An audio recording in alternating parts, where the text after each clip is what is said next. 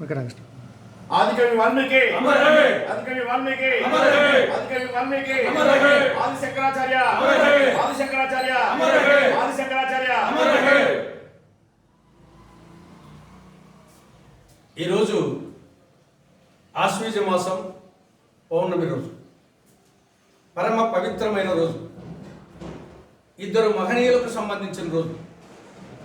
ఒకరేమో ఆదికవి వాల్మీకి సంబంధించి జయంతి, మరొకరేమో ఆది శంకరాచార్యకు సంబంధించి పరమపదించిన రోజు.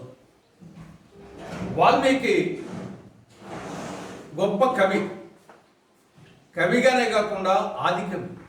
సంస్కృతంలో ఆదికవి, సంస్కృతంలో కావ్యాన్ని రచించినటువంటి మొదటి కవి, మహా ఋషి, తపస్వి, ఆధ్యాత్మికవేత్త. ఆయన సంస్కృతంలో రాసినటువంటి రామాయణ కావ్యం 7 కాండాలు, 24,000 శ్లోకాలు. ఇది ఆది కావ్యం. ఈ యొక్క 24,000 శ్లోకాల ద్వారా మానవాళికి ఒక సందేశం ఇచ్చాడు. ఒక ఆదర్శ మానవుడు, ఒక పరిపూర్ణమైన మానవుడు ఎలాగా ఉండాలి, ఎటువంటి లక్షణాల అర్థంలో ఉండాలి అని ప్రపంచానికి చాటి చెప్పినటువంటి ఆదికవి వాల్మీకి మహర్షి. ఆయన విశ్వమానవుడు, ఆయన అందరివాడు, ఆయన కొందరివాడు కాదు, అందరివాడు, విశ్వమానవుడు. ఆయన రాసినటువంటి రామాయణ కావ్యం యొక్క ప్రభావం కేవలం భారతదేశం మీదనే కాదు, ఆగ్నేయ ఆసియా దేశాల మీద, అటు Singapore, Malaysia, Thailand, Philippines, Cambodia, Burma ఇలాంటి దేశాల మీద కూడా ఆయన రాసినటువంటి రామాయణ కావ్య ప్రభావం ఉంది.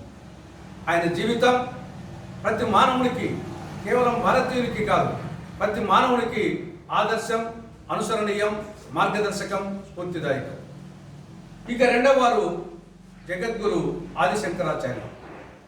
ఈయనకు సంబంధించి పరమపదించిన రోజు.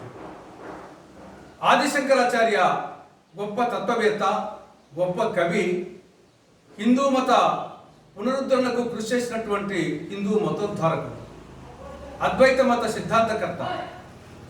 బ్రహ్మ జీవుడు వేరు కాదు, బ్రహ్మ ఒక్కటే శాశ్వతం. ఈ జీవుడు, జీవత్వం యొక్క విశ్వం అనేది ఇది ఒక భ్రమ. బ్రహ్మ జీవుడు ఒక్కటే, ద్వైతం కాదు, రెండు కాదు, ఒక్కటే అని అద్వైత మతాన్ని ప్రబోధించినటువంటి అద్వైత మత సిద్ధాంతకర్త ఆది శంకరాచార్య. ఆయన జీవించింది కేవలం 32 సంవత్సరాలు మాత్రమే.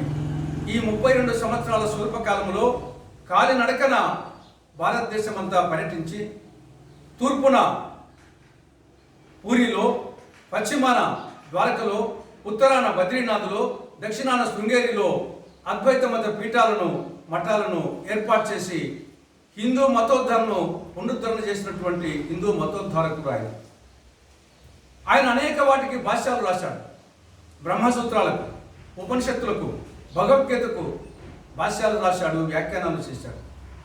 ఆయన రచించిన రచనలు భజగోవిందం ఇటువంటి ఆనాటికి, ఈనాటికి, ఏనాటికి ప్రసిద్ధించినటువంటి గ్రంథాలు రచించాడు.